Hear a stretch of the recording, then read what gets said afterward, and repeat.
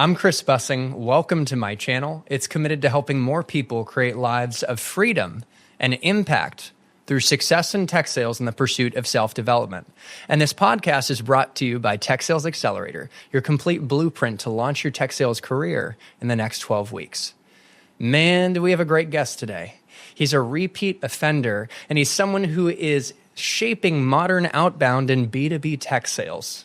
Jason Bay, the founder of Outbound Squad. This guy has trained at the top companies, working with sellers, turning them into outbound machines at Zoom, Gong, Rippling. Who else? Who are some of the other top companies that you've worked with, Jason? I mean, those are kind of the big logos. A lot of the teams that we work with, honestly, are, they might have 3 to 5 reps, and they're just like building their sales team. A lot of them are what I call, they're not the category leaders like your Gongs and Zooms of the world, but they're like emerging, companies, right? They might have a couple dozen reps, 40, 50 reps. But I think the common thing is that they all hit this point where inbound and all of that kind of stuff will only get you so far, or they want to move up market, let's say, and they're trying to make like a pivot within the organization to get people to pick up the phone more. It's stuff that, my first sales job was at 18, going door to door selling house painting services. So I got over that rejection thing like super, super quickly. And they're trying to do stuff with their reps that's like frightening for many of them. They've never done any kind of cold outbound before. It's scary, but it's not like door to door, where I heard one of my former Google sales leaders, he gave a talk to SDRs, and he said he was held at gunpoint and chased by a dog. I don't know if that happened to you, but the point is, I got bit by a dog one time. Okay, right? So getting rejected on a cold call isn't as bad as getting bit by a dog. I don't think so. Yeah. Right? and so, by the way, I'll finish the intro. This is fun intro because you kind of riffed right there, and that was great. But, Shopify. He's worked with Shopify. Jason has basically worked with the fastest growing companies out there. And you guys, I really want to encourage you to pay attention in this conversation, stick to the end, and take notes to translate what you learn into action to produce your own outbound success. And please share this video with more people who could benefit from the message. So appreciate your guys' time and attention and your willingness to invest in your personal and professional development in tech sales. And with that, let's get into how AI is changing outbound. We're going to talk cold calling, cold emailing, and many other great topics. So, Jason, here we go. That was an interesting intro, had multiple aspects to it, but let's dive into how is AI just destroying outbound? I saw you made a post on LinkedIn, and that was provocative. So tell us about how it's destroying outbound. Do you use ChatGPT like in your personal life at all? Dude, I'm using it every day. It's my dating coach. It's my it's advising me on outbound. It's going to advise me on our perfect title and thumbnail for this video. That's funny. ChatGPT is amazing. So I didn't have ChatGPT when I was using Tinder back in 2016 when I met my wife, but and you still pulled it off. We didn't have all this shit. I think that I was first exposed to it when my wife Sarah was like, "Hey, you got to check this out. Download the app on the phone. You could like talk back and forth with it." I was like, "Oh, that's kind of strange," because I was messing around with ChatGPT a couple years ago, I think it was, and it was not great, right, for sales. And I was having conversations about like everything from people we're having issues with in our personal life, our family, and just like basically getting a therapy session from ChatGPT live. And in the last 6 months in particular, what I've noticed is that it's just gotten way better at like getting more up-to-date information, getting it quicker and making it easier to spoon feed for you. So my take on AI in sales is it's an extra set of hands. It's not an extra brain. It's not going to sell for you. It's not going to do a very good job of getting on the sales call, making the cold call, like adding that context to your email message or whatever it might be. But where it's really good is taking something that would normally take a lot of time to do or normally burn up a lot of your brain energy doing something sort of mundane and just cutting that down like significantly. So one of the things that we teach right now is instead of account planning, we call it reason to meet. So I don't know if you build account plans, I'm assuming, for... Absolutely. I just did a whole territory plan and account plans, and yes.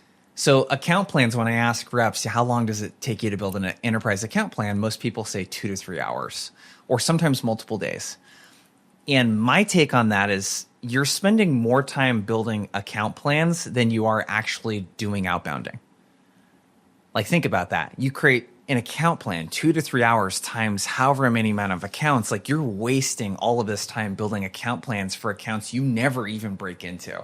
And let's be real, a quick aside is that we want to spend all our time in what I call the pay line. I actually got it from a book, I think, from like, let's say 9 a.m. to 5. We want to be outbounding and reaching out to customers and talking to them. So what you're saying is so important if we can reduce the time spent on other things that aren't outbounding. Yeah. And I think that I agree with you. I think that the whole Salesforce has this stat that they always like to bring up around, reps spend like 75% of their time on non-revenue generating activities. And topic for another time, but in short, I don't think that the idea is to remove non-selling activities and reps are going to magically replace that with selling activities. Most people aren't going to do that, right? So like, let's take the things that they're already doing that take a lot of time or that they're not doing a very good job of, and like, let's just make that better and make it easier. So these reason to meet plans, I mean, you can use ChatGPT or Perplexity or Google Gemini is decent. I mean, literally, you can prompt it and have it build an account plan for you. You can have it find problems. You can have it dig through and analyze 10Ks and quarterly reports. And in 5 or 7 minutes, you can have it spit out, 3 problems that they might be having that your solution could help with. You can have it start to write the draft, of a first email that you might send. I mean, that is, to me, the bare minimum at which you should be doing that right now. You should be using it to build account plans, prepping for sales calls, prepping for demos, prepping for negotiation calls.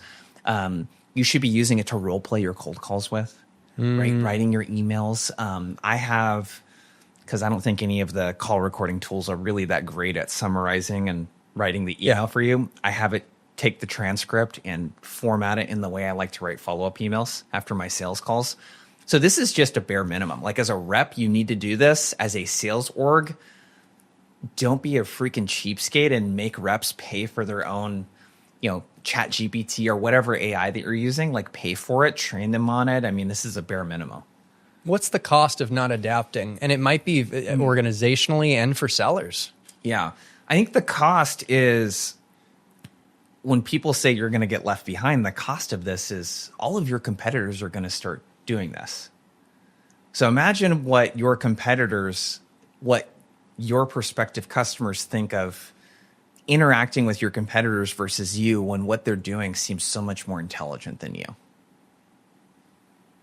Like, these are meetings that you're not going to get. These are competitors that you're not going to displace. These are competitors that will displace you. I mean, that's where it's going. It's jobs you might not get. You're trying to break into tech sales or land a good role at a competitive company, and you're going to be ousted by the competition that is ahead of the curve and has that technology intelligence, or TQ. There's a book by Jeb Blunt called Sales EQ that I read recently. It talks about sales EQ, but then also TQ. And so are there other ideas that you have on the topic of technology on tools that are really important to adopt for a sales organization or a seller that beyond just Chat GPT? Yeah. I don't know about you. This thing's got me juiced. Dude, right now. Cheers, man. I'm dialed in right now. By the way, I'm going to check. Okay, it's recording. Cool. I mentioned I was worried if it was recording. This so tools. Good. I am a fan of minimalism, and I think organizations need to think a little more minimally about the tech stack. So I don't think that we need more tools. I think we need to think about how to do this in fewer tools.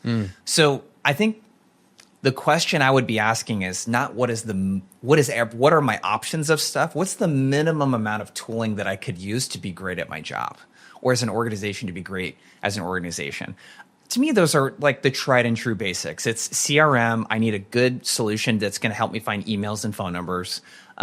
Sales Navigator is always a great one to work in tandem with that tool. And I need a sales engagement platform. That's going to cover everything. It's going to have call recording. It's going to have all of this stuff built into it. And then AI, it's already built into a lot of the tooling that we're using anyways. And in 6 or 12 months, it's going to get really good at, imagine a world where instead of running an account plan through ChatGPT, in Salesforce, your RevOps team is automatically appending all of that information to every account in every book. That's pretty badass, dude. So like that's the 200 and 300 level version of this that teams are already starting to use. And this is why I think RevOps is, and I'm not the only one to say this, is really the future of the sales organization, because no SDR, no account executive, no sales rep should be using Zoom Info or some platform like that to find email addresses and phone numbers. That's list building. You can literally pay people $5 to $7 on the hour in India, Philippines, et cetera, and that's good money for them there. Yes. To build those lists for you. So why are we having a salaried US-based, highly skilled worker doing that type of work? Yes. I mean, SDRs especially, they'll spend 40, 50% of their time list building. Yes. So that's the advanced version of this, is as RevOps, we're going to do that work, and we're going to have AI and automation do a lot of that list building, appending triggers, doing all kinds of stuff, right? I mean, there's just all kinds of stuff in there where you can say, hey, Chris, instead of you having to build your own workout plan, here's a workout plan that's already been catered for people with like your body type and goals. Like here's a starting point, and here's where you might start with your meal plan. That's where we're going with this stuff. And I feel like we're just at the infant stages of that right now. This is exciting. So as a seller, I'm going to get the correct contact data for the right targets. I'm going to be able to just take that and pick up the phone and know I have a good number, know I have a good email. And I'm even going to get fed triggers. Are you saying like, oh, this company had an acquisition and that might introduce a need, a reason to meet, right? They had a new leadership change. Were you saying that RevOps will feed triggers, or did I misunderstand? That sounds, this is already happening at a lot of companies. So like there's a company. Not at ours. Kyle Norton talks about this. He's a CRO of owner.com. He talks about this pretty publicly. What they do is they sell basically a competitor of Toast. So they're calling into small businesses. So for an SMB sales motion, you don't have time to like sit and research, Torchy's Tacos down the street. Is that what it's called? Oh, it's funny. I have met their CTO and all them, but they said not today. Like, so I'm like farming that relationship. I told, hey, I'll continue to drive top line revenue by eating the tacos. I say that stuff. I try and turn companies that I'm a customer of into my customer. It's something I try and do because I'm in a role where I'm not limited to my book of business. Need to get Torchy's Tacos sponsorship, dude. Yeah, we do. I'm going to work on that. So anyways, okay, sorry, I took us on a tangent. What were we talking about with Torchy's? And so they're calling in. So imagine I'm a rep. I'm calling into Torchy's Tacos, and automatically appended to the information in my CRM and dialer is here's 2 businesses in the same neighborhood that are already clients.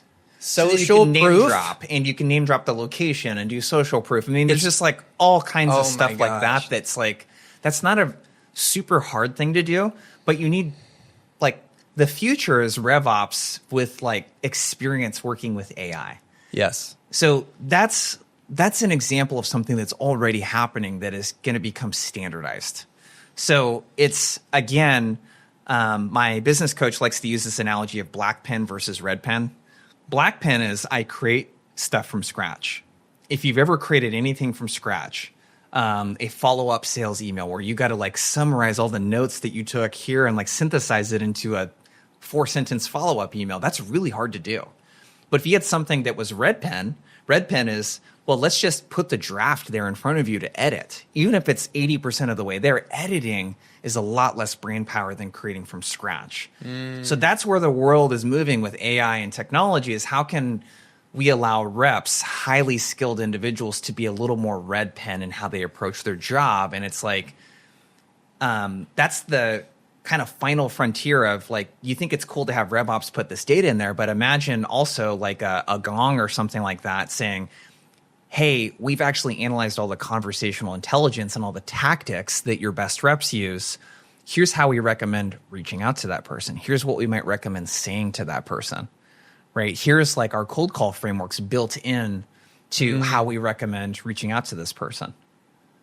So not just here's who you should reach out to, here's what you should say. Wow. Like here's the best practice. Like we're not that far away from something like that. It's going to be really scary actually when it gets to that point, because I think it's going to dramatically up-level the average rep, because it's going to be right there in front of you. I think a lot of it is, it's not reps that don't know what to do. It's they don't know what to say. Yeah. Most reps that have been doing this for a while Like they know how to talk to their prospects. They're just not saying the right stuff.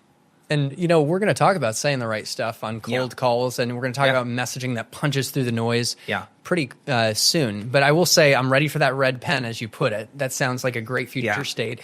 I caught that you have a coach. Mm-hmm. So let's talk about, real quick, Amen. What led you to choose to have a coach? You operate at a very high level, and I noticed top performers, whether they're individual contributors or leaders like yourself, do tend to invest in coaching. So totally talk about that. Yeah. So my first experience with coaches was obviously sports in high school, but in a professional setting, it was, at 19, I worked for a company going door to door selling house painting services. And this was a nationwide company, and they had great sales training, dude. Right. A lot of the stuff I learned then, I still incorporate now. That is such a gift to be at a company with good training to give you a foundation. They had such great manager training too, which I'm finding almost every company I work with has no manager training. I've heard that a buddy became a leader and he's like, they don't have good leadership They don't even training. teach you, like it would be the equivalent of, hey, as a rep, we're not even going to teach you how to do discovery. Just hop on a call. Just do the call. Yeah. That's what a manager is not taught. Yeah. Do the one-on-one. Just do no it. structure, guidance, anything. And anyways, so coaching, that was my first experience with coaching where I was like, oh, this makes a huge impact. And most companies don't do this. And the way that my wife and I have approached our personal lives is in the same exact way. The goal of coaching, because we do coaching and training for sales teams, the goal of a coach or a trainer, the only reason why you pay for something like that is to shorten the path from where you're at to where you want to be. If it doesn't compress that timeline in some sort of way, then it's not getting a great ROI, like by definition. Yeah.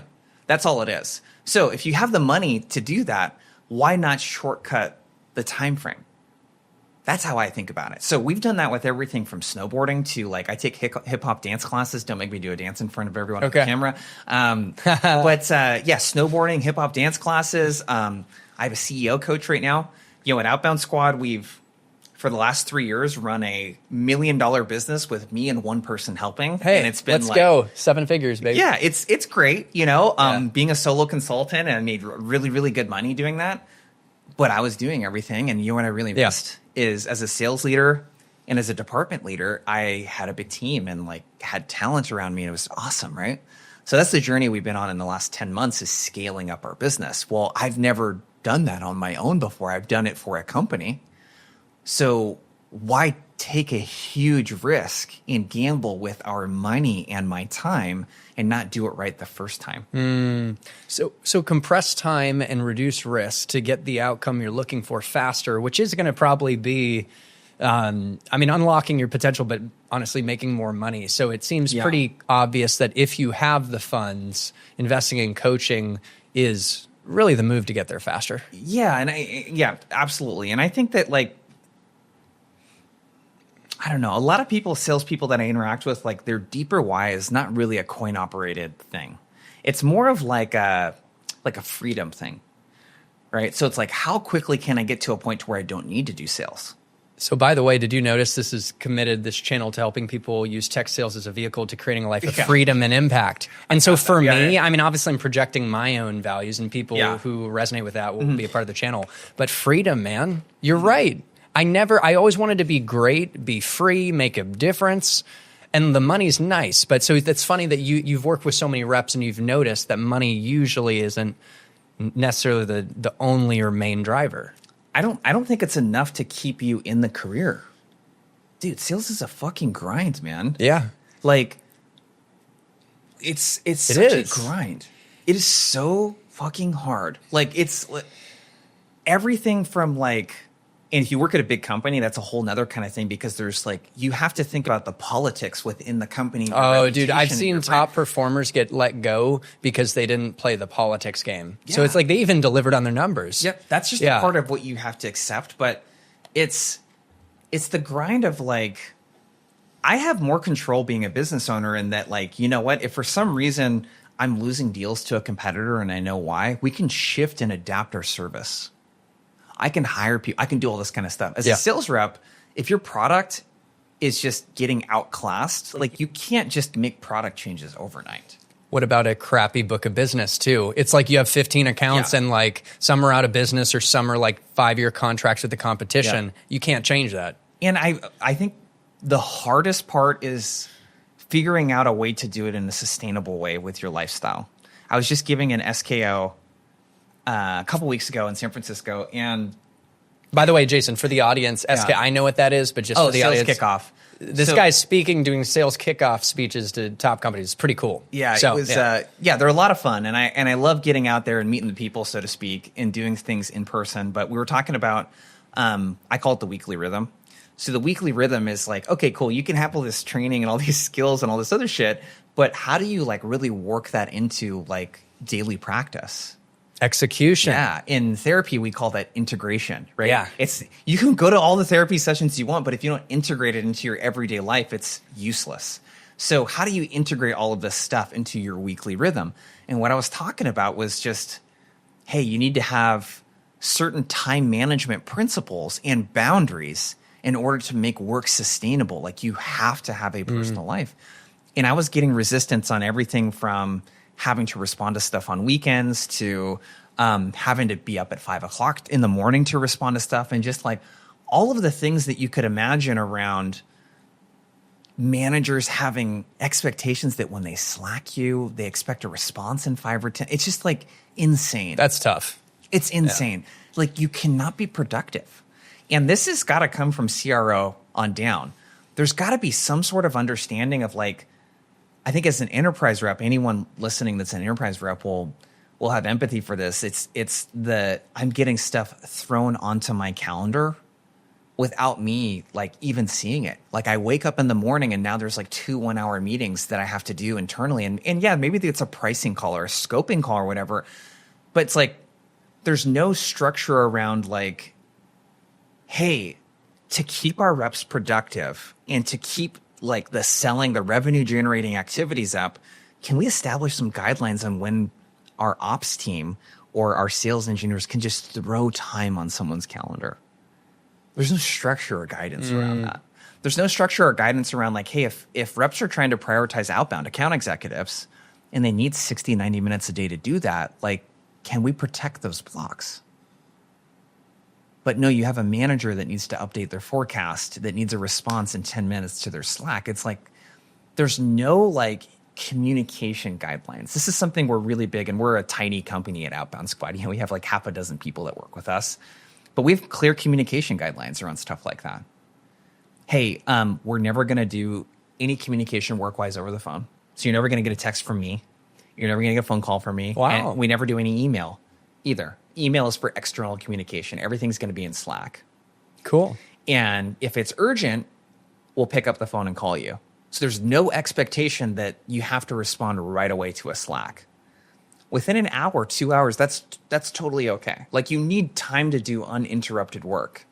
And I think that a sales rep, especially these bigger companies, their weeks are just fucked, man, with all of this stuff that comes up that doesn't allow them to actually do their job. So you have to protect that time, especially for outbound. Like the guys and gals out there that really crush their quota are people that make time to do the equivalent of exercise and eating healthy, because that doesn't benefit you today. That benefits you months from now, years from now. Pipe gen and doing outbound doesn't really benefit you today. You're doing that for next quarter. And if you're doing enterprise and strategic sales, you're doing that for the next 6 to 12 months of pipeline. You need to have that time dedicated to actually do that. That has to be CRO on down. You got to really think about the communication, what we're asking reps to do. And lastly, on this tangent, is the amount of internal, like just meetings. Not even the stuff that gets thrown on the calendar. It's like the enablement stuff and the product training and all this other kind of stuff. It's like so much of this could be done asynchronously. So you're buddies with Marcus Chan, right? Yeah. So I had him on the pod. I knew you guys were friends. He talks about his IPAs, income producing activities, and partly it's, progressing, closing deals, but also pipe generation, which we're talking about. And so for that IPA, income producing activity of generating pipeline and prospecting, what does a good day and week look like in terms of how much time someone should block? And I realized like you could be entering into a new role, pure hunting role, and you got to just prospect like crazy to start. You don't have any current deals in motion. Yeah. But what is a good healthy rhythm that is like having good exercise and diet from a prospecting perspective? How much time is it a day, et cetera? Yeah. So what's more important than the outcome is the habit. Okay. Because what happens if you stop flossing your teeth for a couple weeks is it's kind of hard to make it a habit again. Like recreating that habit is very hard and it takes time, right? And that requires willpower to do. So you don't want to lose the habit. It needs to be every day. An hour a day at a minimum. Okay. The best reps that I see they have a good amount of pipeline that they're working. So it's like 60 to 90 minutes of their day is spent doing something. Like Mondays and Fridays might be like, hey, let me look through the accounts and make sure I have the contacts that I'm going to be reaching out to. Let me do some high level account research, make sure I know what my point of view and hypothesis is going to be. Yes. And then Tuesday through Thursday, I'm jamming calls and following up with emails and like that sort of stuff, right? For someone that's doing inside sales for the most part at the enterprise or large mid-market level, that's what you need to be doing at a minimum. And then you're going to adjust and throttle that based on how much pipeline you have. What you want to avoid is this roller coaster where, and so many organizations experience this, where the last month of the quarter is always the craziest, where like those last 2 or 3 weeks, you're trying to squeeze in these last minute deals because you don't have any pipeline. You have no pipeline. You have to take all of these bad deals. You're victim really to the prospects and the prospective buyers in your pipeline that just, they can do anything that they want when you don't have a full pipeline.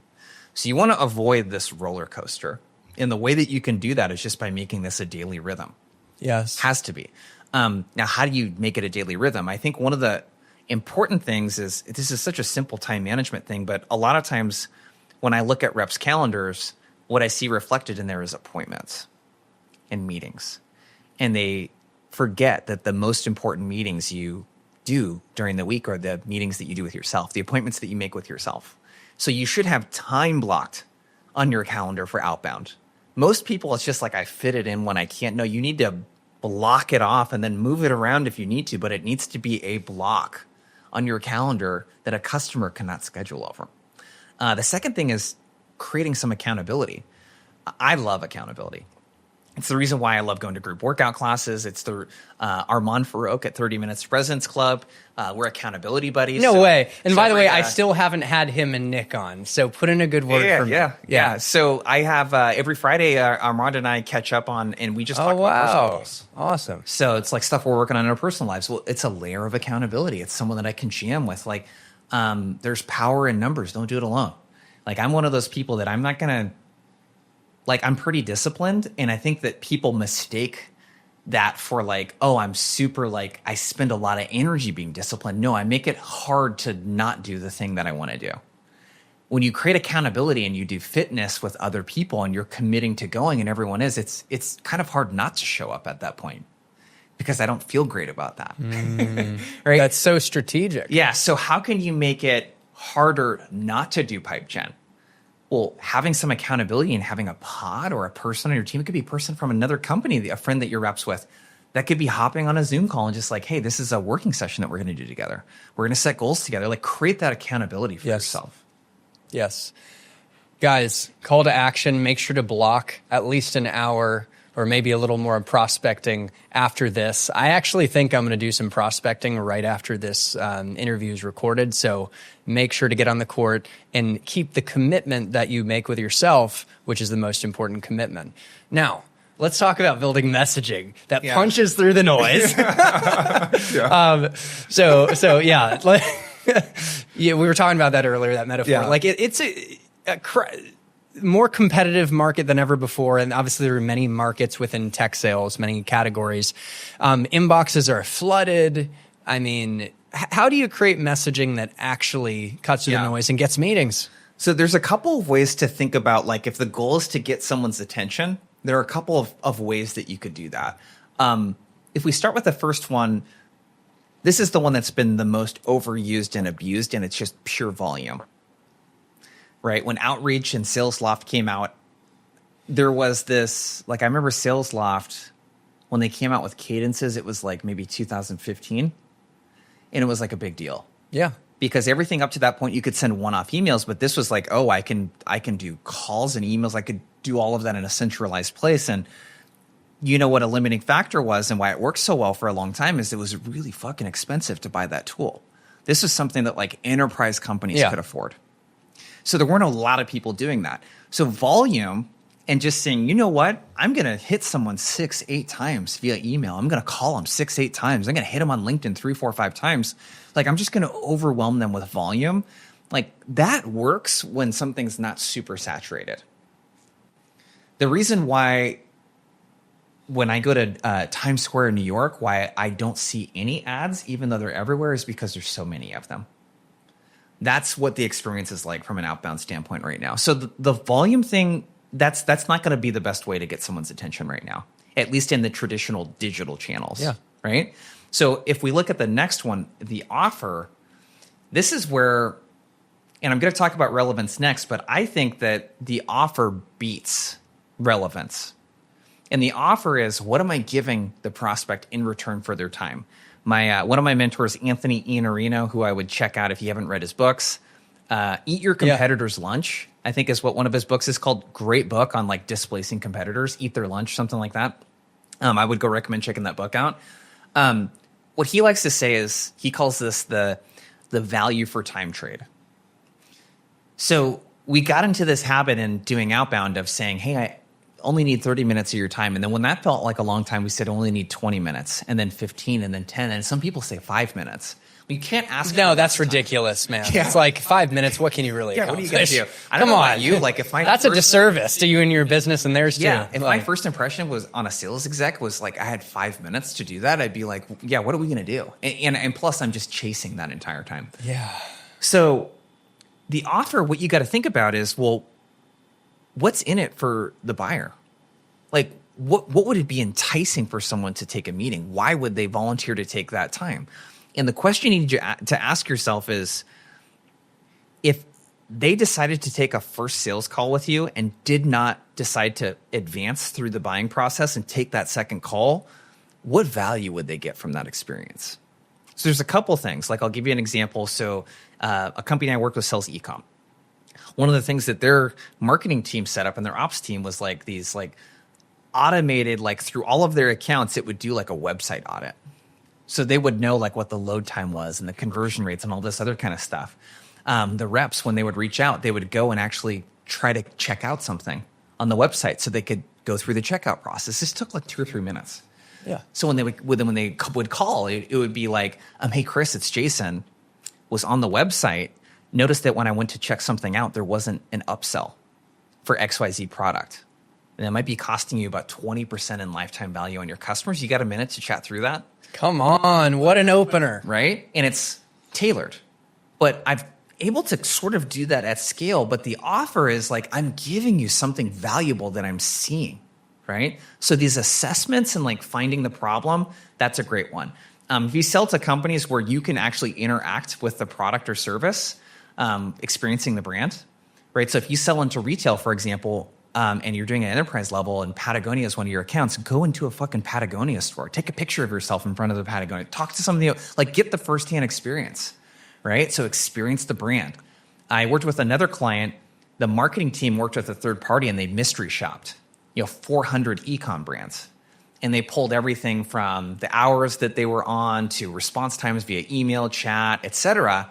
And they could reach out and say, hey, Chris, not sure if you're aware, but we looked at X, Y, and Z competitors, and their response time was 10 times faster than yours. You got a minute to chat through that, how that might be impacting your conversion rates, whatever, right? I would so want to take that meeting. That is very valuable. Right? There's other things that you can do too. So there's also just like, hey, let me pay really close attention to the customers that I sell to and like what's top of mind for them right now. So I work with another company that sells into cybersecurity, and like the way that they kind of think about things is there's like a visibility component of like, I need to see what's in the environment. There's a prioritization point of, hey, there might be 10,000 things coming up in here, but what are the 100 that are most risky for us? Yes. And then there's like a remediation piece. How do we remediate those? Well, one of the big things that they specialize in is what's called the OT environment. So the OT environment is cybersecurity within a manufacturing plant. So picture a manufacturing plant that makes trailers. Well, all of the equipment in there can get hacked. This is not like your traditional like phones and laptops type of cybersecurity. This is like this dumb technology that we have in here. When the internet goes out, what some of the people on the factory floor might be doing is like hotspotting it through their phone or something. Like who knows what the hell's going to happen, right? So they know a lot about like Costco and PepsiCo and like these companies that like have these OT environments and how they secure them. That's an offer that I can make, is to share how they are thinking about securing their OT environments. So if you're thinking like, hey, I sell B2B and I can't really experience the brand, well, you can share insights from customers and what they're doing, right? There's just all kinds of stuff that you can give. The last one, and the reason I'm here in Austin, is we're doing an in-person networking event. We're doing an in-person executive dinner. Like we're inviting prospective customers that could use sales training potentially, and we're helping facilitate like networking and providing content. So that's a playbook that any company can run. You know, how are you taking these like high-end executives within key strategic accounts and hosting in-person get-togethers where you're getting their peers on a fireside chat or a panel, and like that's immense value. Like you're giving something. So again, if we backstep here, the whole objective that we talked about is how do I get someone's attention? Well, volume is a way, but it's not a very effective way anymore. The offer, super important. So after the offer, we have relevance, right? Relevance is like, well, how can I just make the message more tailored? And I think that segmentation is really the best way to do that. So I gave you an example with e-com. I can segment all of the people I'm reaching out to by maybe, hey, it's shoe brands, fitness brands, et cetera. So I can talk to pockets of the same audience in the same exact way, but it feels tailored. And hey, quick thing is like you could have retail, but instead of like, hey, I work with other retailers like you, I work with other shoe brands like you. X, So Y, a sub-segment, just like in manufacturing, there's many different sub-verticals of manufacturing. Yep, you're niching down. Right? So I just had to double click. That is a good insight. Yep. So you're going to niche down, and that's oftentimes enough to get someone's attention over the phone. Yeah. Hey, Chris, it's Jason. Was calling because we're working with a lot of shoe brands based in the Austin area. Again, it's Jason. Local. Have you heard our name tossed around to steal our Monfort Oaks? Have you heard our name tossed around over? Yeah. So there's all kinds of ways that you can do that. You can localize, which I love doing too. So if you sell into SLED, which is state local education. So this would be like state municipalities, county type of stuff, school districts, et cetera. Like if I'm reaching out to LA schools, you can say, hey, it's Jason. We work with the LA school district. It's Jason at XYZ company. Have you heard our name tossed around? Like I'm localizing it based on the LA area. So think about how you can work in some of that stuff and create relevance, but do it like not totally at like mass scale, but within niches. Yeah. So segmentation, there's this saying that the list is the strategy. Right? If you put the list to work for you through segmentation, you don't have to customize everything so much. Because if we're being honest, most of what you do to individually customize stuff is an absolute waste of time. Save that for like the SVPs and CEOs that you're reaching out to at the enterprise level. So we have volume, we have the offer, we have relevance. Lastly, D for delivery. So VORD is the acronym, I guess. Yeah. I came up with that one on the fly, actually. VORD. I literally wrote that down. Sounds like an alien. So delivery, you can't underestimate that. You can't underestimate when I'm on the phone, because I've been doing it for so long. I'm just really good on the phone, dude. You are. Right? You're smooth right now. Hey, I probably caught you in the middle of something. But it's smooth. Yeah, you're real. It's no different. I want to grab a beer with Jason. It's no different in approaching people in public. And I don't even mean in a dating sense. Just like my wife and I just moved to Seattle 3 months ago. And like we're really focused on making friends. And she's so good at the cold approach. You know, like I'm picturing you cold approaching dudes for friend. Hey, what's up, my friend?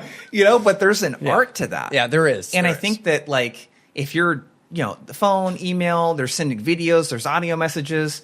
Dude, anyone that can go in person and meet with their customers, I love that. But you cannot underestimate the delivery part of this, where if you just seem like someone that they should be talking to, that would be a great hang, and you just like have that personality and you can like let that really show on the phone, let's say, for example, you can't underestimate that. Like that's a really great way to stick out as well.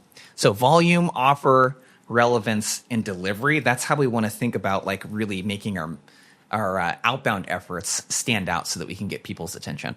Are there any other nuances you would add when it comes to describing the ideal tone? It's like you kind of said, like as if they're talking to someone they know who's familiar. But yeah. Are there any other nuances? Like I've heard it said, like, oh, talk from your chest voice rather than your head voice. Not that I want to overanalyze, but I bet you'll have some good insight on this. Yeah, I think that tonality is, I think it's underrated, but I think people also focus on the wrong thing with tonality. So the thing that you want to avoid is any kind of uptalk. So with tonality, I feel like a lot of people in corporate America transform into a different human being at work. And the way they even interact with their coworkers is like, oh, Chris, how was your weekend? It's like, oh, it was great. Yeah, you're talking to this person like how you talk to your dog or like a baby. Yeah, I talk to my dog, Bella, like I talk in the dumbest so voices. Cute, like one time I was in an elevator in my apartment and I started talking like, and like suddenly it opens up and there was someone and clearly they heard me. Yeah. And it was embarrassing. Oh, that's funny. But I do talk in like the funniest voices to my dog. So you're right. It's you're talking to another human being. Yeah. Right. There's even an element of when we met outside and we're walking here and we're getting set up to where, you know, I did little things on purpose, like commented on this. It helps break the ice a little bit. Like we're just two people hanging out. We're just two dudes talking about sales. Yeah, you know, like it doesn't have to be anything more than that. Yeah. And I think that one of the things that's sort of hard, and there are a couple of tricks that I like to use, is when you call an executive, especially, you're going to be thinking all kinds of stuff like, does this person actually need what we have? You're going to look at their LinkedIn profile picture and be like, they don't look very friendly. Hey, they use one of our competitors. Why would they want to switch? Oh, this person might be irritated or think that I'm like, there's all kinds of like chatter that's going to go through your head. So if you can just like, they're human. The thing that I like to use, I learned in therapy, is the CBT triangle. Yes. Cognitive Behavioral Therapy Triangle. So if you imagine a triangle, it's the relationship between your thoughts, your emotions, and your behavior. Yes. So you can't really control a lot of your emotions and what's going on inside of you, but you have more control over your thoughts and your behaviors. So when you start to feel like anxiety because you're going to talk to a stranger or you're getting ready for a sales call, you can totally reframe that in your head. Right? I think it's really good to be nervous and have a little bit of anxiety because your body is literally preparing you to perform in that moment. Yes. It's a good thing. And also it means you're pursuing a meaningful opportunity. Yeah. Like you better believe when I was in downtown Austin at 500 West 2nd in the Google office on the 22nd floor, waiting for Blake Horowitz, one of the hiring managers who's going to interview me, my palms were sweaty. I was so nervous, man. But I told myself this is a meaningful opportunity. I made it to the final round. When you get nervous? Well, I don't know if I got that, but I'm gonna say something. This is so awkward, but this is the truth, and I have said this in videos. I peed myself a little bit. Oh damn! That happened, and guess what? I got the job. Let's go. Yeah. But so hey, you know we're completely honest on this channel, right? So can you believe that? Yeah. Still got it. It meant it was a meaningful opportunity. So back over to you. So on if you don't dealing piss with yourself nerves. before a sales meeting, you're so. No, but yeah, you're just a little bit. Yeah, just a little. Your nerves. Your body's literally preparing you for that. Yeah. There's other things that I like to do too. Box breathing is one of the very simple things. Yeah. I was speaking at an SKO. It was either last year or the year before, but it was a group of almost 500 people. So that's like the largest live group I've spoken in front of in person. I've done larger and virtual, but you can't see everyone, you know? And I remember sitting off to the side of the stage, waiting to be called up, and my heart is just doom. Oh, I can't imagine. And I've been public speaking since 2000, being paid to public speak since 2019. So 2009. 2009, that's a big 10-year difference. So yeah, it's we're going on over 15 years. Wait, that's incredible, man. Wow. I have a lot of experience with it, and the reason why I share that is that it's normal to be nervous, but box breathing, just breathing in for 4 seconds, holding for 4 seconds, breathing out for 4 seconds. I mean, this is literally what Navy SEALs talk about. They do to try to calm their nerves. You know, I was doing breath work before you came up. Yeah. You know, meeting a sales celebrity for the first time. Yeah. But doing things to calm your nervous system. Yeah. a bit can be pretty powerful too. Gosh, that's good stuff. That's practical, man, that people don't talk about, these actual physiological tools that can make all the difference in how we show up. Yep. Yeah, 100%. I forgot what we were talking about right before that. So dealing with nerves, also it's like, what's the worst that can happen? You told a funny story last time, but like, how much does that play into like reducing nerves? Like, what's the worst that can happen? Yeah, I think that like a lot of life is, can I accept, what's the worst thing that can happen? Am I willing to accept that? And then the kind of follow up to that is, what could I do to minimize the risk or the downside? Yeah. And when you're doing a cold call, I mean, really the worst that can happen is the person doesn't like you and they're rude to you and they hang up on you. Yeah. I'm like, yeah, I think I'll be okay. Yeah. Right. You know what? If I called them back in a couple of weeks, they probably wouldn't even remember who I was. Right. So I think that preparing yourself like for these moments is super important. Speaking of preparing, I made some cold calls today. Okay. And I applied your openers. Okay. Basically, and I got 2 live pickups. One was the completely wrong guy. He's like, I'm not even in technology. Thought I was calling a CTO, and so it's the wrong number, and we laughed. Another was the right number. He was like a VP of operations, which he's more of a tangential contact that could influence the decision around what I sell, which is like helping with cloud migrations, optimizing costs on cloud and things. So really the CTO and CIO or VP of Vendor are my ideal, but it was a good contact. And what I said is like, let's say, hey, Jason, this is Chris calling from Bespin. I probably caught you in the middle of something, but the reason I'm specifically reaching out to you is because we help companies like you on AWS save a ton on cloud costs. Do you have like 30 seconds for me to tell you why I'm calling? And so that actually did work, and I got the permission to share why. Well, actually, he said he was like busy. And so I'm going to pause there. Give me a little coaching on that opener. Like, obviously, it worked in the moment, but... Can you tell me more about your sales cycle? Like, what's the like average? Like, what's the ACV for a typical deal? Gosh, it's a range, but... Are these big deals? Like, so, 6-figure deals? So I'm about to close the biggest deal for me in the last 4 years. Here's the thing, though. I'm on the services side. Yeah. So it's like $6 million a year on AWS. Yeah. But we get a slim margin. So the actual profit might be like $300,000, and I get paid on the profit. Isn't that interesting? So this is like so like $300K in this case. It's a good size deal. Yeah, good size. So the reason I asked that is your average deal size is going to determine in the velocity of the deals. So how long they take to close is really going to determine how much time you might spend researching someone prior. So if you're selling something that's going to reduce cloud costs, the only thing that I would suggest to like upgrade your opener is dropping something in there about them.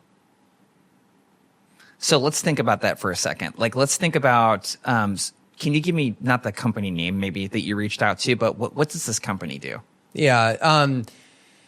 So they are a logistics company, and what's interesting is this revealing they're a new target that I just added. Okay. And the reason I added them is because I partner with AWS. I'm in their office all the time, and one of the sellers I have a personal relationship said, if you can break in here, that'll be huge. And what's interesting is in my role when I'm working with AWS and with Google Cloud, they can throw me deals as a partner. Yeah. Like they find a migration, they bring me in, but I also do my own direct outbounding. So a little context, and I will say I'm self-aware that I have a superficial understanding of this business, but they have software for the logistics space that probably helps like shippers be more efficient. I'm talking so high level, man. Yeah. But I do know she told me they spend $1 million a year on AWS and the cloud cost saving. I actually did know it was something they had mentioned to her was interesting. Yeah. And so I did know like that they spend $1 million plus on AWS. So that's a high level. So let's think about let's reverse engineer some of the things that might be going on at that company, the triggers, let's say, or events that might be going on at that company that would increase cloud expenses. Yeah. Or that would prompt them to rethink about how they spend money on the cloud and that sort of stuff. Yeah. What are some of those things? Can you think of 1 or 2 things that, if I'm a buyer, like and for the account executives listening to this, people that work the deals, it would be like, when I hop on a sales call and I'm going through the sales process, like what are the internal things going on at that company that prompted them to reach out to me? Mm-hmm. So like what are 1 or 2 of those things that come to mind for you? Yeah, I mean, their spend will grow as they Obviously, and this is like obvious, it's a consumption model. They adopt new services and new technology. If they're trying to adopt data and analytics to differentiate their business, then that might grow spend. But they could acquire a company and that will grow spend. Maybe they're building a new software revenue stream that'll grow spend. But what I've seen sometimes is like with some of my clients is all of a sudden the board has a mandate to reduce costs and it trickles to the CFO and the CFOs, we got to cut our bill by 20K. And sometimes that could be to become more profitable, for the next funding round raise. Like they're trying to go for their Series D, their Series C company. So I guess there are a lot of reasons why a company might be trying to save money. And there are factors that can influence their spend. Mm-hmm. And by the way, I will say what's interesting about my role is I can sell cost savings, but I can also sell migration to the cloud, data analytics, AI. So I actually chose in this call to focus on this one thing, but I could have taken other angles. So what I would be thinking about then if we do go the cloud angles, like what are things that are going on at the company that would indicate that they're going to spend more money on cloud? It's things related to growth. Yeah. Okay. So I would break apart the opener in a couple ways. So the way that I would think, just for those listening, that I would think about this is the average outbound call lasts about 80 seconds, and you're not going to book a meeting in that time, right? So that means that the calls are won and lost really in that first 60 seconds.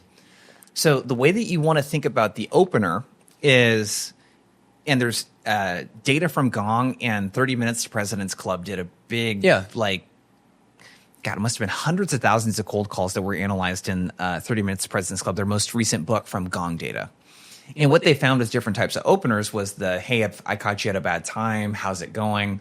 Those perform about a third as effectively as a permission-based opener or some sort of element where I'm getting permission to do the next part. So I recommend permission-based opener and then what I call a reverse pitch after that. So the reverse pitch is I'm not going to pitch my solution. I'm going to pitch the problem. And I'm going to see if they might be having that problem before I go in and talk about what my company does.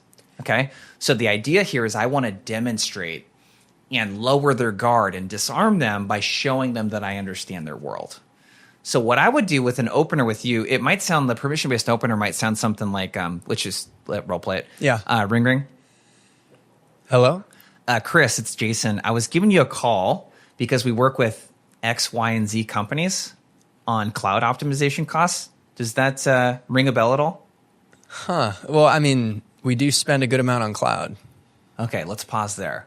So like I would leverage, since you work with larger companies, I would do a social proof drop at the top. Yeah, you're right. And here's the thing. Our company is we're AWS's global managed service provider of the year. We work with large brands. Dude, and now I would with that actually. Okay, because what I was worried about is it's not about how great I am, but I actually do think some so you're saying some credibility and social proof will quickly earn trust. Let me just drop random companies in there just so you can hear what it sounds like. And I will say Samsung, for example. Yeah. That's a big name. We could drop that, but go ahead. Mm-hmm. Yeah, drop. So I might say something like, hey, Chris, it's Jason calling from XYZ company. We're an approved AWS partner. We actually work with Google, Zoom, and Shopify. Do you got 30 seconds for me to tell you the reason why I reached out to you specifically? Ooh, that's just a nice little flex, man. Yeah. You're just right there. It builds a little credibility. You could drop that social proof there at the very top. Okay. So if you're listening or watching to this, I would think about if you have that social proof, I would drop that at the very top because in sales and especially outbound, you're starting from behind the starting line.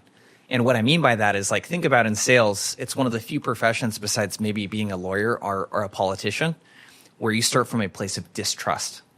No one goes to the doctor and is inherently skeptical of what the doctor is going to say about their illness. You know what I mean? Yeah. They want the doctor to be, know what they're doing and be the hero. Exactly. Sales doesn't work like that.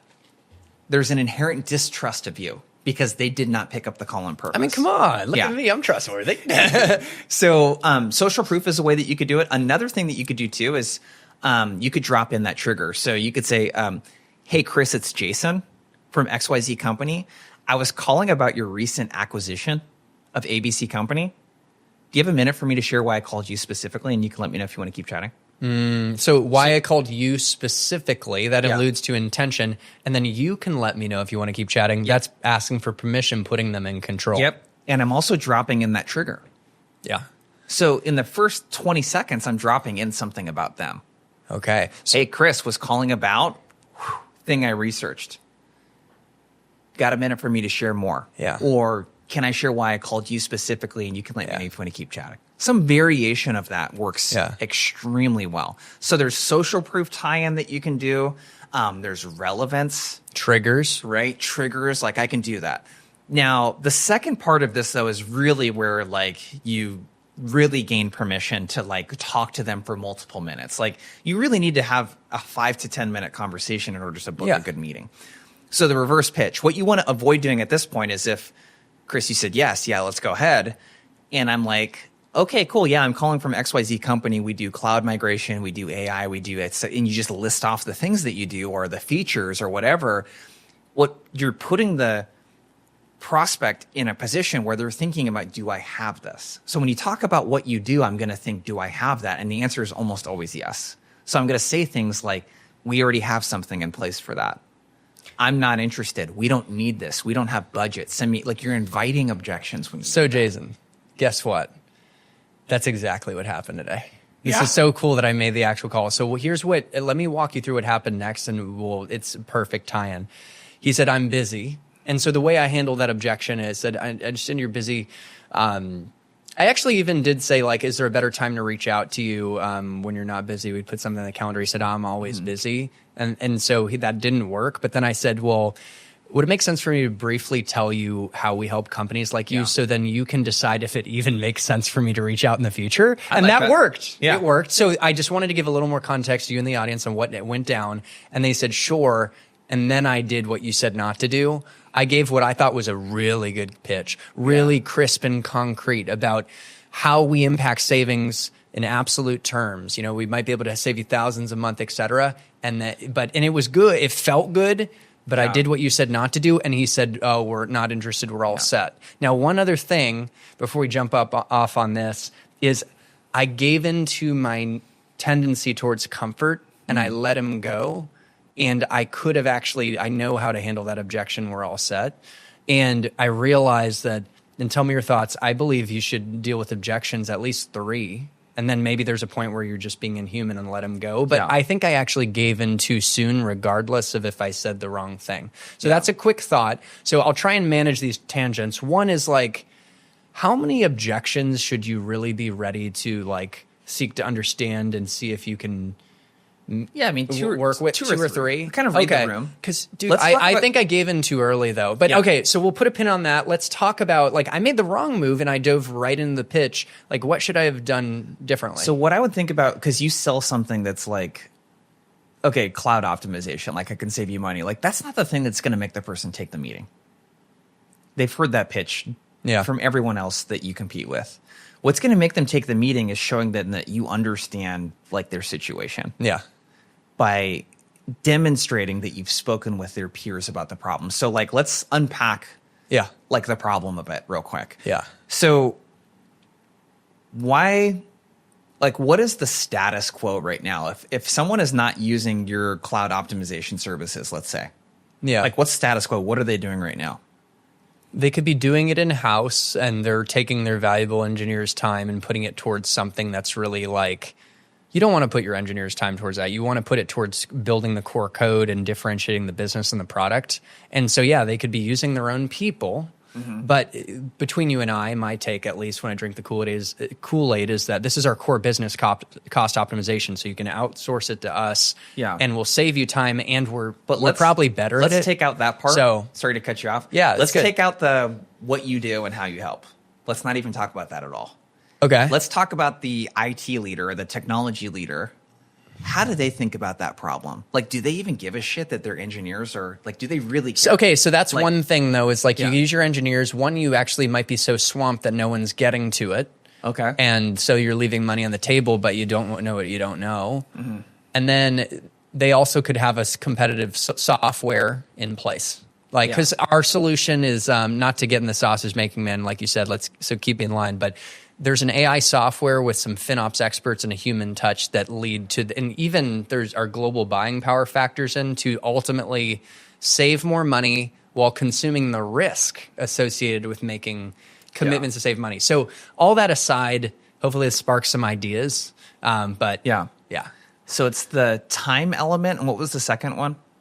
We don't have time to do you it. don't time element. You don't know what you don't know. So maybe someone doesn't even realize they're leaving And thousands the other on the one table. was like resource allocation. We're putting Yeah. engineers on this one. And It's not also, their job. and again, and remember, they could have a competitive software in place getting the job done. And you know what?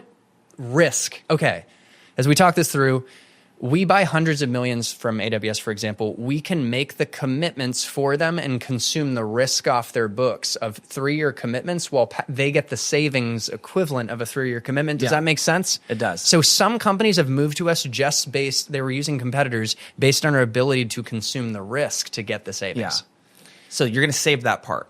Just bury that part in the back. Okay, of your head save for the a risk little bit. piece. Save Okay. the risk piece because basically what you want to avoid doing is, have you ever gone to a networking event before, or an event where you're meeting up with like strangers and like someone tries to sell you something within 60 seconds? Ooh. Like their MLM or something. It's Yeah. like, okay, it's just like, don't be that guy. You know what I mean? Yeah, I took So- an MLM meeting once. I didn't realize it. What is the one like? They're the is it, worst, what dude. are they called? The different ones? I'm more trying to think. Amway was- Amway. I did an Amway thing, and the guy gave me Maybe bleep him out. he gave me a book, and he actually Yeah. was very professional. But then I'm like, Yeah. gosh, I'm out.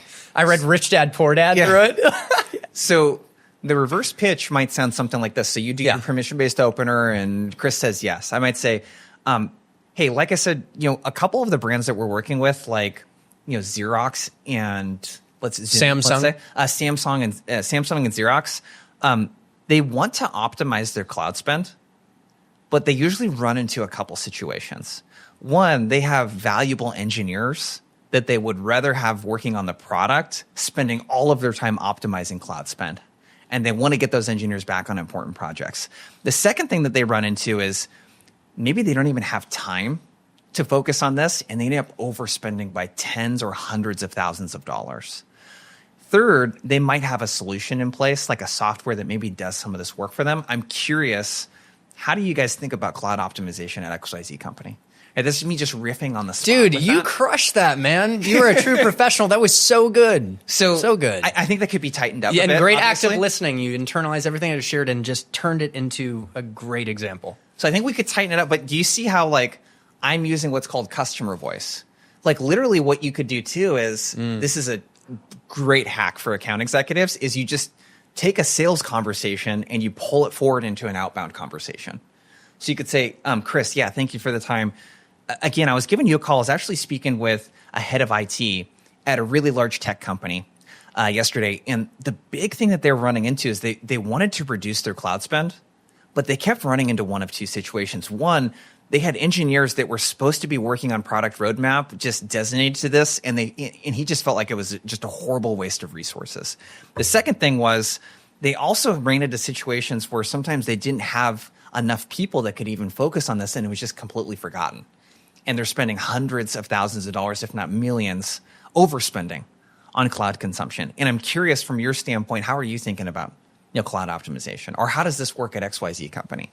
Right? So I'm demonstrating to you that I understand by speaking in customer voice versus product voice. Customer voice is, I speak with a lot of people like you. Are you like your peers? Product voice is, I have this thing. Are you interested in buying it? And you know what? It's too soon in the relationship on a cold call to get someone to think about buying something. It's too soon. So next time around, probably later today when I make some calls, I'm going to use customer voice, so I'm not going to end up in the situation we're all set. I'd be shocked if they said we're all set to what you just articulated, Yeah. Well, especially because you know this better than I do. You're going to be able to do that language better than I can. Yeah, but no, that was so good. And you know what? If we go back to the we're all set, I gave in and I said, you know what? Hey, keep my contact information, and I might follow up with you in the future, but I appreciate the time. And I actually let him go when I actually know how to handle that, at least how I think I would do it. And I'd use what Josh Braun does. So that, and I'm going to share the example. It's kind of based off of Josh to then get your feedback on how you would approach it. But what I might have said, and I knew to do this, but I didn't do it because maybe I just got comfortable or wanted to avoid conflict, was, I understand, you're all set, and I know your job isn't to help a sales guy, but are you all set because you have a current solution in place getting the job done? you have other priorities that are more important, or you're just trying to get me off the phone. And if it's the latter, that's okay. I've already been fired 5 times today. Yeah. The last part's bullshit. I wasn't hung up on 5 times. So I got that from Josh. You know Josh, right? Yeah. I had him on the pod once virtually. How would you handle it? You know, I didn't put that in motion, so we didn't get to test it in that moment. But how would you handle we're all set? So this is basically someone saying that we have another solution in place, right? So, so what I did is instead of doing your customer voice, I did I felt it honestly was a very strong pitch, but something along the lines of we help, multi-million-dollar spenders like yourself save money. And I got concrete in how we did it, but I think it was just too much of how we did it. And I said, maybe we could save you X thousands a month. And he said, we're all set. Which I know is a knee-jerk reaction that the reality is, we did not really qualify if we could either complement what they're doing or provide a better solution. So that was the context that led to we're all set. So maybe we don't know if they have another solution in place or if he's just trying to get me off the phone, or maybe he doesn't even care about that. Yeah. So that was why I thought of what I didn't say in the moment that I might say now, but. Yeah, so the way I think of objection, and that's a great way to handle that objection. You're not going to handle all of them, obviously.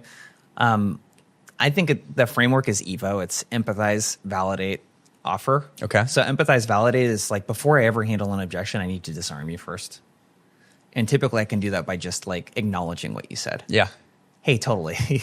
Obviously, I'm not going to be able to sell you anything on the call today. Yeah, I wasn't expecting to do that. Or, hey, that's awesome that you have a solution in place. That's so good. Any variation of that is totally fine. I just need to acknowledge and do it in that tone. I'm laughing because I'm picturing you if we were in person, physically disarming me like wrestling or something. Yeah. like literally get me and I'm I don't know. You're a pretty big guy. Disarmed. I'm not gonna lie. I'm so cheesy, man. But I was thinking about that as you said it. But that was so good. Can you say it one more time for emphasis? That was so smooth. I didn't expect to sell you anything. So if someone's all set, hey, totally, I wasn't expecting to sell you anything on the call today. Gosh, I always like to put a big smile on my face. And by the way, that smile, man, that positive energy, it's so welcoming. And you need to show that you're unaffected by it, that you're not taking it personally and you're not being combative anyway. Now, the offer is, what I like to do here is I want to figure out what solution they're using, and I really like the pros and cons approach. So if someone's I need to, instead of asking what solution do you have in place, that is a question that demonstrates ignorance to the buyer. When you say what solution you have in place, what you're indirectly saying to them is, I don't know how people like you usually get the job done. So you need to suggest what those solutions might be. Hey, totally good. I'm curious before I let you go. When you say that we're all set, is that because you have a part of your team focused on optimizing the spend, or are you using some sort of third-party solution or vendor to help you out with that? I love it. And what I do, since I have the domain expertise and I don't expect you to have it, it's I could, when you say third party, I could say, is you using a third party like ProsperOps or, there's a few others. And then it gets even more specific. So you have to suggest. Oh, that's so good. You have to do that. That's so good. Again, the whole goal here, customer voice, is I'm demonstrating to you that I know your world. Yeah. That is everything in sales. That's what it means to be consultative. That's what a consultant does. A consultant has seen this situation dozens, hundreds, thousands of times. So once you've asked that and you get them to talk about the solution, if they're willing to share, not everyone is. If they say, yeah, we're using whatever that company is that you mentioned, the competitor, I say, hey, that's great. A lot of my customers that have used those guys really like, and I say, here's 1 or 2 things that they like. But what they found is that, and that's where you can list a couple cons. Right? So they really let's go through that. So what's something that they might like about that competing solution? It will be saving them money. Yeah. And I know that's so high level, man, but it'll be getting the job done. Now, is it consuming the risk, or maybe we can help get creative to save a little more, maybe. Yeah. But it's saving them money. It's easy to use. It's an intuitive interface. Those are maybe a few examples. And you know what? I need to do a little more homework. Yeah. This is so good to challenge me to. But I think What about cons? What's a con?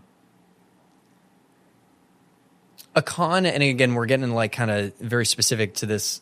I think context, it's good for the example. Just for no, it's so good. Yeah. It's Okay, Zesty is a competitor. I forgot about them. They use a more risky approach with reserved instances where we use savings plans. So the reserved instances are more risky, and I could get more specific on why that is. And it can actually get like quite complex to manage the reserved instances that are committed to, and it can get messy. And even between you and I, AWS, who is like that three-way partner because we're optimizing AWS, they've even like said that Zesty's approaches aren't in line with what like Zesty's gotten wrist slaps based on the way they're approaching things. So again, I'm giving you additional context, and maybe it's over too much detail, but hopefully that's helpful. Yeah. So those are a couple things. So you could say, Zesty, that's great. A lot of our customers have used Zesty, and like one of the things they really appreciated about it is like it definitely delivers on the cost savings promise, right? They're able to save money, and it's intuitive interface, and it's super intuitive. Yeah. One thing I'm curious if you've run into, and this is what I was talking with a VP of technology about the other day, was that the way they go about those savings, there's some risk presented when they do XYZ, the thing that you talked about. Use RIs. There's risk. It gets complex. It gets kind of complex. What have you been hearing from your team? Right? And get them talking about some of those cons. And those cons are the reason that you suggest the meeting. And it's like, hey, I know I promised I'd be quick today. You mentioned that you have a solution in place. If you're open to it, one of the things that we could explore is we could talk to you about how some of our customers that have moved from Zesty have accomplished XYZ, folks like A, B, and C companies.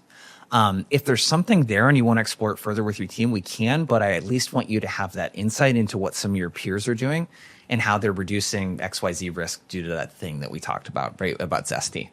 So the offer there is like to share insights around what their peers are doing. And there you are setting the meeting. Now let's wrap up on cold calling. Although there's so much more we talk about, but maybe wrap up talking about what it looks like to set the meeting when, say, you're not dealing with objections, but you gave the customer voice like reverse pitch, and you find like a pain point or something, a hook that's relevant. Like, what does that look like to set the meeting? Because you just showed how to set the meeting when you were coming from a place of an objection and competitor, and you did it great, like masterfully. Yeah. So let's look at like another example of setting the meeting. So I still want to think about like the call framework is intro, hook, close. We talked about intro, PBL, and reverse pitch. So the goal, did we hit the hook? We haven't really hit the hook. Let's hit the hook. So the hook is where we focus the conversation. Okay. So the reverse pitch, the how are you getting the job done or how are you thinking about this? The hook is all about finding current solution and problem. Like I need to find something that is not desirable about how they get the job done right now. So I need to know what some of those problems are. And I like to use what we call money questions, right? So I need to know in advance, like, hey, so you mentioned you're using Zesty. I'm not sure if you're running into this, but some of our customers run into X, Y, Z. How have you been dealing with that? We need to find some sort of problem. Those are money questions. We need to have 2 or 3 of those. Once we get a problem, that's where we can transition to close. So the power move here is you want to be the person to suggest that we end the call. So don't let the call linger. You want to end it on a high level. Yeah. So Chris, and the easiest way to, I think, transition is to summarize what you heard really quickly. So Chris, what I heard from you is like cloud optimization is definitely a priority. You're using Zest right now. You're actually pretty happy with it, but it sounds like it's not doing X, Y, Z.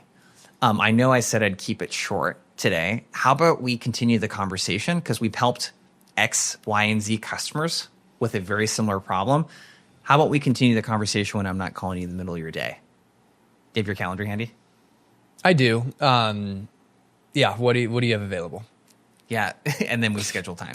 So okay, let's go through it though. Let's schedule the time. Yeah. So what's your morning looking like tomorrow? I have 10 o'clock Central Time, if that works for you.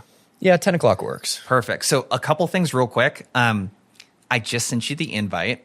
One of the things I want to make sure of is that if you're using Gmail or Outlook, sometimes the invite doesn't pop up on your calendar unless you accept it from the email.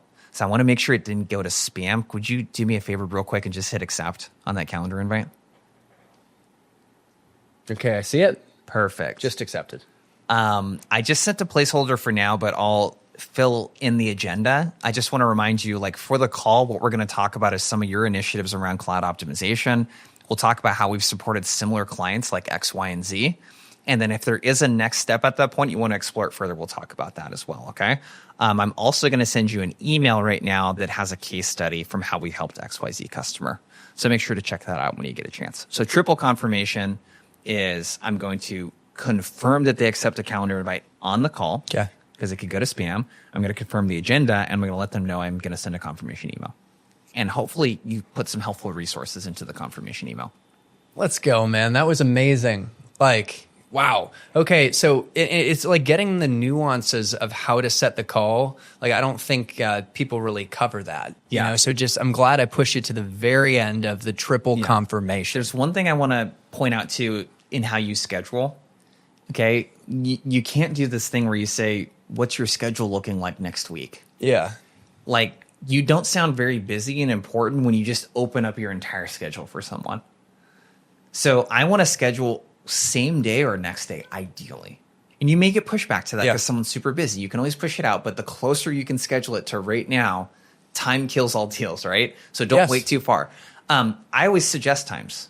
In a great way that you could do that is you could say, I have 10 a.m. open tomorrow, or we could do 2 p.m. Which one works better for you? Or you could do, are you a morning or an afternoon person?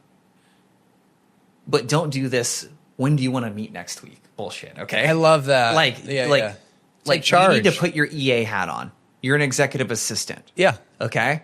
And you're managing a really busy schedule. I don't care if you have 20 hours of blocks you could meet with that person. Don't sound like you're not busy. Yeah. Like, you have to level out the power dynamic, because in sales, when you start with outbound, you're like, the power dynamic is like you're sort of below the prospect until you like even out that power dynamic, because you're chasing them at that point. So you even out the power dynamic by, hey, let's cut the call short, right? I'm super busy, right? Let's find a time where I can squeeze you. And those are ways that you can level up and level out the power dynamic. That is so good. Leveling the power dynamic. Yeah.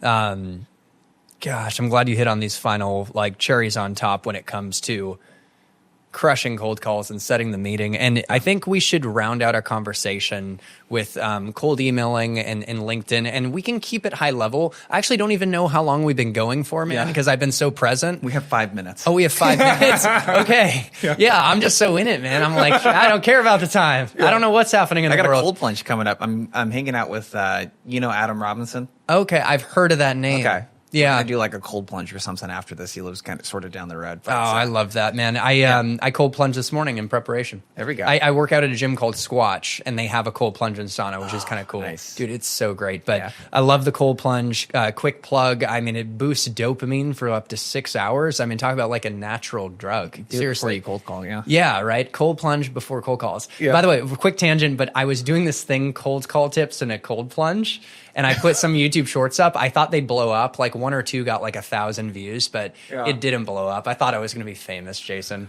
But I thought it was brilliant. I even with my boy Trent Dressel, who I invited, but he's at Deal and he's like selling, and honestly, and maybe when you come back, we'll do a meeting. You didn't want to meet with me. Yeah. Come on. So he's done a lot of cold calls, right? And you've probably seen him. Sure. But we did a podcast when we first moved to Austin, and I proposed the idea of doing it in a cold plunge, which I realized he's like, no, man, it was so impractical. Imagine if we did a podcast in a cold plunge. It'd probably last like 10 3-minute episode. Yeah. So anyways, we don't have much time, but can you just, like, you've over delivered in this conversation on value with outbound, but some high level thoughts on, cold emailing, like even the role it plays in outbound and how you think about that channel, and even a couple tips on being effective with cold email. Yeah. So the reason why you want to incorporate multiple channels is your contact rate will go up by 3.1x. Okay. So Sales Loft data. So you need to think about couple things. So the way that you want to think about email is like, I'm always going to do touches and like double and triple taps. So I'm never going to send an email without making a phone call. I'm never going to send a LinkedIn connection request to someone without following it up with a phone call or an email or both. So I want to do those activities simultaneously. So I want to think about how to make a lot of noise and then rest. A lot of noise and then rest. I don't want to be like, make a little bit of noise a bunch of times, right? I don't want chronic outreach. I want acute pain when I outreach. Okay, this is good. Great metaphor. So the way that to think about this is, I personally like to call someone first because I've written a lot of emails that end up bouncing because the email address is incorrect. Yeah. So I like to call. If the person doesn't pick up, I leave a voicemail and I tell them I'm going to send them an email. And that might sound something like, Chris, in working with companies like X, Y, and Z, one of the things that we found is that they're missing a really big thing when it comes to optimizing their cloud spend. I actually put that in an email I just sent you, and the subject line is, cloud spend or whatever. So I'm going to give them the subject line of the email. Why should you leave voicemails? Your email reply rate will double according to Gong data, and in practical experience, it'll double when you leave voicemails. Wow. So you're going to point people to the emails. So then I send that personalized email. And the email is going to follow a very similar format. Chris, notice this thing. Sometimes this problem comes up. Here's how we're helping XYZs fix it. Call to action. Beautiful. Right? That framework. And then instead of sending 2-3 long-winded emails in a row, I'm going to bump it a couple times. I could bump it with the content. I could bump it with a case study. I could do some sort of version of any thoughts on XYZ topic, etc. So I'm going to bump that. In our cadence or sequence, we want 6 emails, 6 phone calls, 3 LinkedIn touches over the course of an hour, 3 weeks. So 15 touches over 3 weeks. Got it. I think someone's knocking on the door, man. They're trying to kick us out. But that is really great how you frame too. Basically, you said like a compelling event or a reason for reaching out, a problem that's introduced, and then continue on, and I'll check to see what these people are. We're going to keep this in the film. Yeah. But can you summarize one more time the key aspects of the email? Yeah. So it's reason. So that's my first line that's customized there. Problem, solution or value prop, and then call to action. Got it. Yeah. Okay. Well, people are knocking on the door. So maybe let's finish up with just some quick LinkedIn pro tips, how to think about it, a tip or two. And hey, we're going to have more conversations, but this has been amazing. So LinkedIn. Yeah. I think the quick and dirty with LinkedIn is the connection request, either go fully customized or blank. Don't do the in-between thing that looks templated. You're going to look like everyone else. And don't make a connection request the first thing that you do. You can like or comment on their content. You can follow them. Like you can do all kinds of stuff. So don't burn that connection request. Warm it up a bit. Visit their profile before you send that LinkedIn Connect request. I love that strategy of making comments and creating a positive presence before the connection request. Yep. And so as we wrap up, just... let's finish up talking about just Outbound Squad, what it's all about. You obviously got this big event going on, and who Outbound Squad is for, and then maybe some final words of encouragement. Yeah, for sure. Thanks for having me on, man. Dude, space here. So this has been so fun. Outbound Squad, if you're a sales leader and you're listening to this and you're like, hey, I'd love my team to do a lot of this stuff. That's what we primarily do is team training. We help with both outbound and AE selling skills as well. We've done that for some of the biggest brands on the planet, like your Shopify, Zooms, Gongs, all that kind of stuff of the world. So outboundsquad.com is the best place to check that out. And in terms of words of encouragement, I would say the best thing is to make this outbound thing a habit. Absolutely. Yeah. So, Jason, thank you so much for an amazing conversation. And I look forward to the next one. And to the audience, make Outbound a habit. Take notes on this conversation, watch it a few times, and translate this into action and produce your own results. And again, I appreciate you showing up, and to your success in tech sales and in life. Happy selling and happy living. And we'll see you in the next one. Thanks, Jason. Cool.